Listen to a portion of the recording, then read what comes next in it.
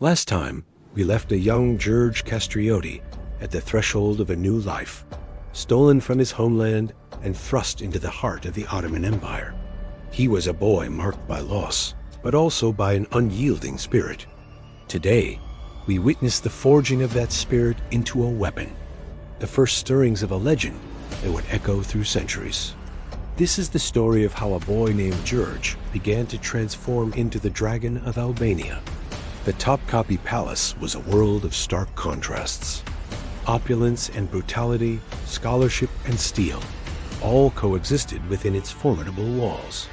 For Gjergj, it was a gilded cage, but also a crucible, while other boys of noble birth, torn from their families as part of the devrim system, either broke or became zealous converts.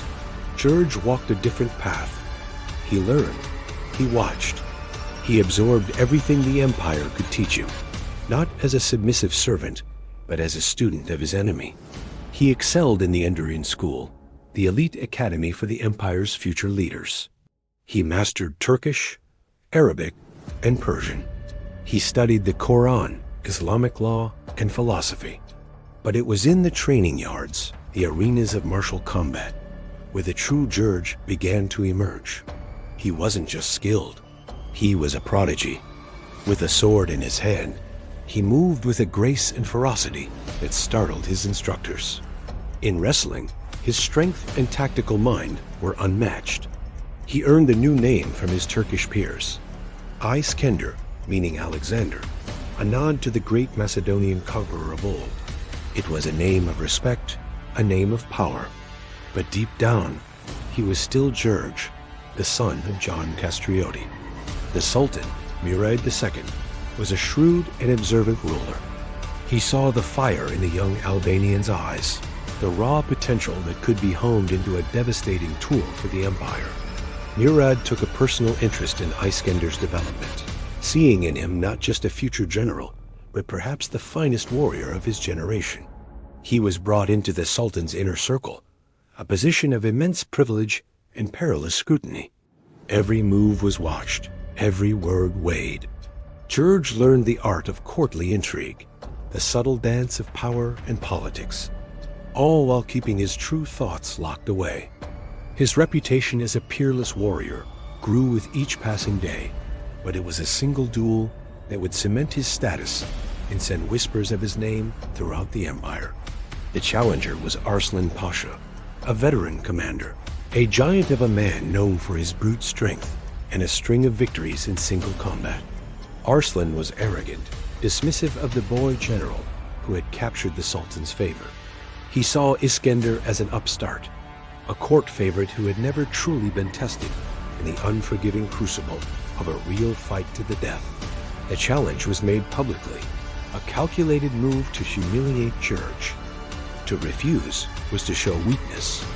To accept was to risk death against a seasoned killer.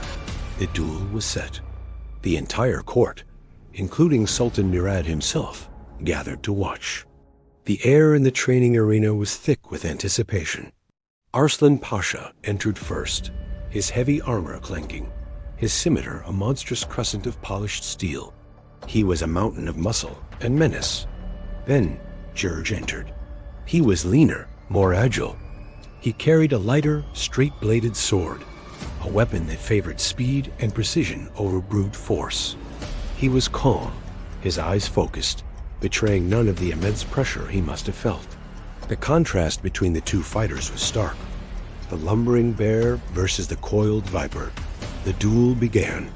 Arslan charged, his scimitar whistling through the air, expecting to overwhelm Gjergj with a furious assault. But Gjergj was not there. He moved like water, flowing around the Pasha's clumsy attacks, his footwork a dizzying dance. He parried, not with strength against strength, but by deflecting, using Arslan's own momentum against him.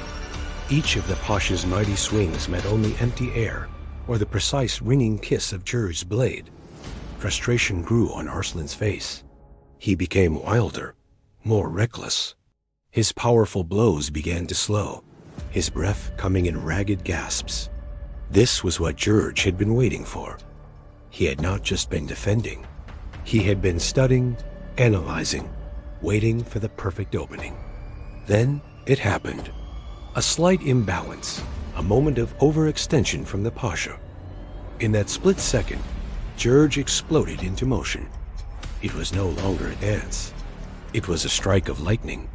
He didn't meet the Pasha's blade. He moved inside its arc, a breathtakingly dangerous maneuver. His sword flashed, a blur of silver light.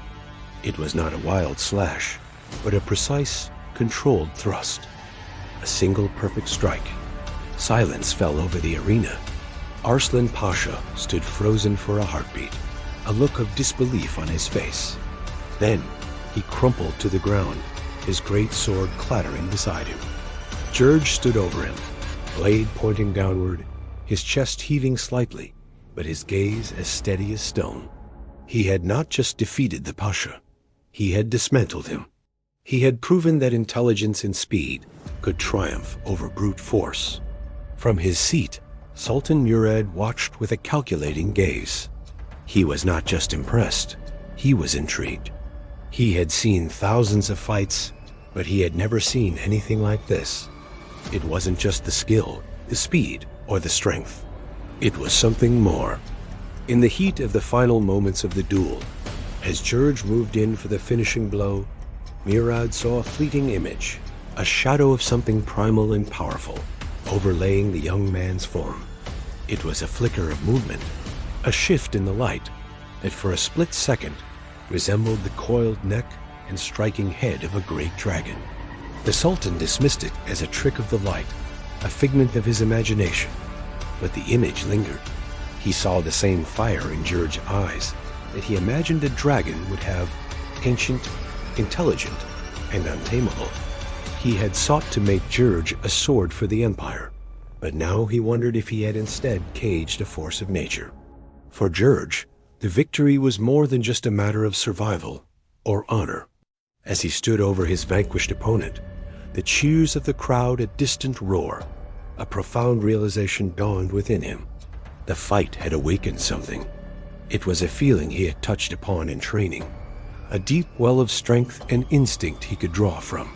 He had not been thinking during that final move. He had been acting on pure, unadulterated instinct.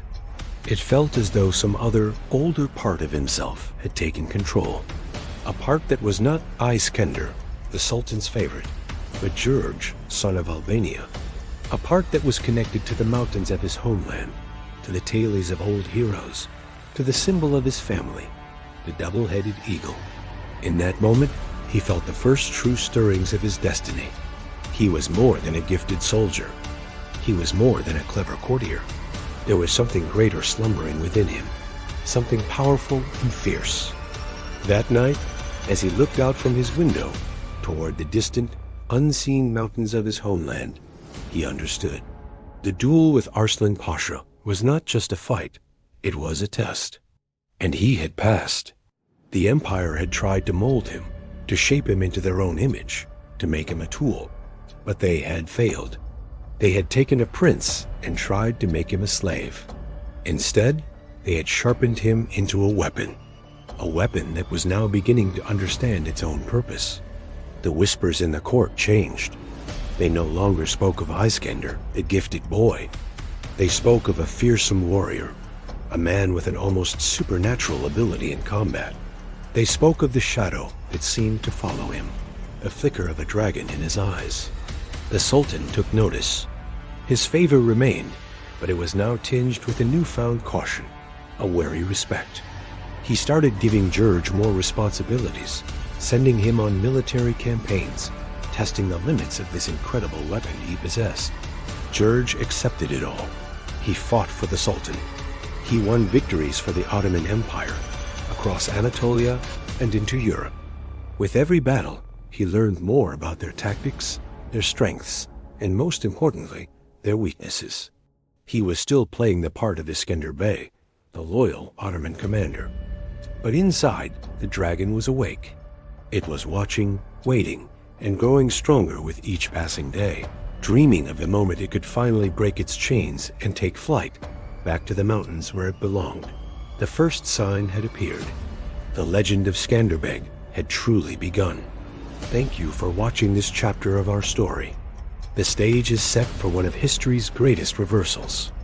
Join us next time as Icekender's loyalty is put to the ultimate test, and the path back home finally begins to open. If you're enjoying this journey, make sure to like, subscribe, and hit that notification bell so you don't miss a single episode. We'll see you then.